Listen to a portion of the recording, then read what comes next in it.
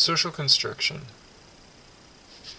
A social construction is an idea, practice, or usually both of these together, that exists because people agree to behave as if it exists. To explain this, I want to use some examples. If we think about this piece of paper, or oxygen in the atmosphere, or the force of gravity, these kinds of things are real, independent of our perception or knowledge of them.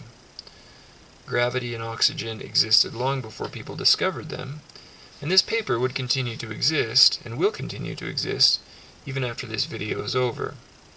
These things are real in a way that is independent of our perception and knowledge of them.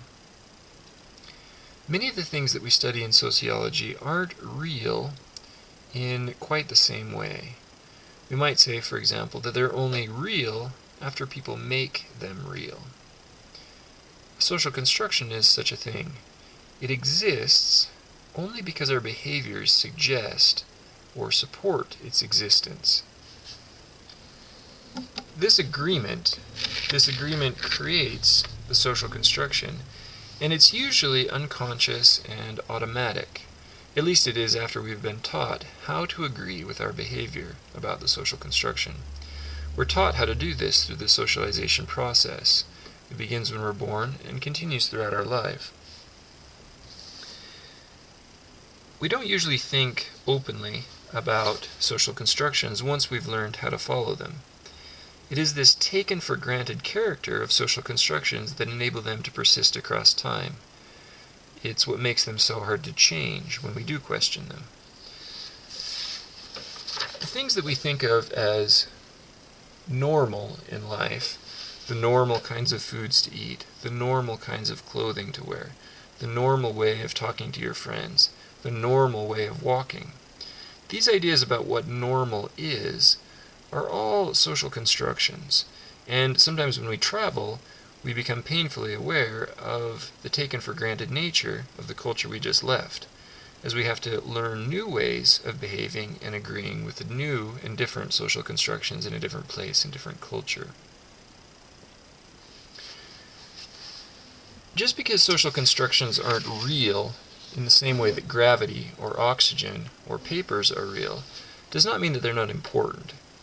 A very famously quoted sociologist, W.I. Thomas, once said that situations we define as real are real in their consequences.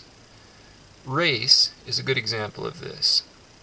There are certainly differences between different populations of people, but many of the ideas that we have or have had throughout our history about race, about the differences between different groups of people, are not real biologically or scientifically or physiologically, or morally or intellectually or in any other way. They're not real in the same way that gravity or oxygen or papers are real, but they are very real in their consequences. Social constructions are things that we cannot measure directly. I can measure the amount of gravity that an object creates by its presence in space. I can measure the volume of oxygen in a room. I can count the number of papers in a book. I can't measure a social construction in quite the same way. We have to see them and understand them by their consequences. There's some other ideas in sociology: culture, norm, social fact, social structure, and sometimes you'll see the phrase social construction of reality, that are very similar to the social construction. And in fact, we might say that cultures and norms and social facts and social structures are really just different kinds of social constructions. In order to really grasp this concept, and you'll see overlap between them, it will be helpful to review these concepts as well. In any case, a social construction, social constructions generally, are one of the primary and core, one of the most fundamental interests of sociologists, and they make up almost everything that is the social world and the society around us. Thank you for watching.